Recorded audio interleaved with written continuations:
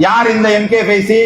இந்த தேசம் எதிர்கொண்டிருக்கக்கூடிய மிகப்பெரிய ஆபத்து பயம். அந்த பயத்தில் இருந்து இந்த தேசத்தையும் ஒடுக்கப்பட்ட சிறுபான்மை முஸ்லிம் சமூகத்தையும் விடுதலை செய்து நம்பிக்கை அளிக்கக்கூடிய ஒரு மகத்தான மக்கள் தலைவன் தான் எஸ்டிபி கட்சியினுடைய எம்கே ஃபைசி அவர்கள் என்பதை விளங்கிக் கொள்ள. சங்க பரிவார பாசிச ஆட்சி அமைந்த நாளில் இருந்து மாட்டுக்கறியின் பெயரால் இந்தியாவினுடைய மூளை முடுக்குகளில் எல்லாம் கூட்டுப்படுகொலை, கும்பல் படுகொலை அடித்து நிகழ்த்தி அச்சப்படுத்திக் கொண்டிருந்த இந்த சிறுபான்மை முஸ்லிம் சமூகத்திற்கு நீ நிமிர்ந்து நெல், மண்டியிடாதே, கண்ணியமான மரணம் தான் மேல் என்று சொல்லி நம்பிக்கையூட்டிய மகத்தான மக்கள் தலைவன் தான் எஸ்டிபி கட்சியினுடைய எம்கே ஃபைசி அவர்கள் என்பதை விளங்கிக் கொள்ள. இன்றைக்கு தேசம் முழுவதும் அரசியலில் இருந்தும் அதிகாரத்தில் இருந்தும் இந்த சிறுபான்மை முஸ்லிம் சமூகத்தை அகதியாக்கி அதிகாரம் இல்லாமல் அடிமையாக்க நினைக்கக்கூடிய ஆதிக்க சக்திகள் அத்துணை நபருக்கும் எதிராக